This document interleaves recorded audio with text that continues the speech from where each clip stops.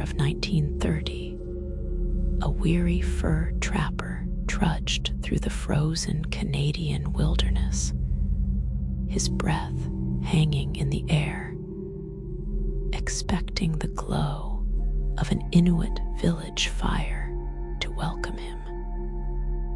Instead, he found himself completely alone. Every home was seemingly abandoned.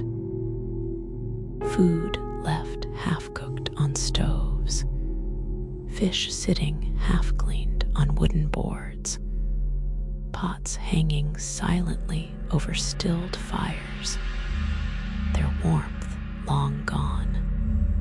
Sled dogs lay dead, still tied to their posts, their frozen bodies curled tightly into the snow, as though waiting for masters who would never return. The entire village was gone. This is the story of Anjikuni Lake and the people who vanished without a trace. The barren north of Canada is a land of ice, silence, and survival. Here, temperatures plunge far below zero, and the nearest sign of civilization can be days away across endless white expanses. And yet life thrived here. Small Inuit villages dotted the frozen wilderness, sustained by hunting, fishing, and traditions passed down through generations. One such settlement was Anjikuni. On a frigid November day in 1930, fur trapper Joe Labelle sought shelter in the Inuit village near Lake Anjikuni. But as he approached, something was wrong. No smoke rose from chimneys, no voices, no children laughing, no dogs barking, only a silence heavier than the snow itself. When Labelle entered the village, his heart froze colder than the air. Homes were empty, meals abandoned mid-preparation, as if interrupted in an instant. Clothes and weapons essential for survival still hung neatly inside, untouched. It looked as if dozens of people had simply walked away into the night. The most chilling discovery came outside. Dozens of sled dogs, the very lifeline of any northern family, were found tied to posts. All of them dead, starved, and frozen where they had waited faithfully. If the villagers had left willingly, why would they abandon their dogs, their only means of travel and survival across the tundra? Labelle, shaken and horrified, hurried to alert the Royal Canadian Mounted Police. Soon, officers arrived at Anjikuni Lake. They confirmed the silence, the emptiness, and the unsettling mystery. In some retellings, the police even reported something stranger, that graves near the village cemetery had been disturbed, bodies missing from the earth. But was this true, or a later invention to deepen the legend?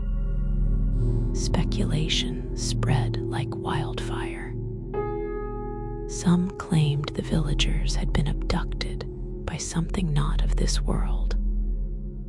Others whispered of a mass migration, a desperate move to survive famine or illness. But no evidence of tracks, sleds, or trails was ever found. And in the remote north, even a few hours would have left clear signs in the snow. The RCMP reports also mentioned something else strange: blue lights flickering in the sky above the lake. Some said they were the aurora borealis. Others insisted they were something far more mysterious. Visitors from elsewhere. Among the Inuit people, stories circulate of spirits, sky beings, and entities that move between worlds unseen. Some elders suggested that the people of Anjikuni had been taken not by men, but by beings beyond understanding. Not everyone believed. By the 1950s, journalists began to dig deeper. Some argued that the entire story had been exaggerated or even fabricated by early newspapers eager for sensation. In fact, certain RCMP archives contain no mention of the incident at all. So was Joe Labelle's tale real, or nothing more than folklore dressed as fact? To this day, no one knows.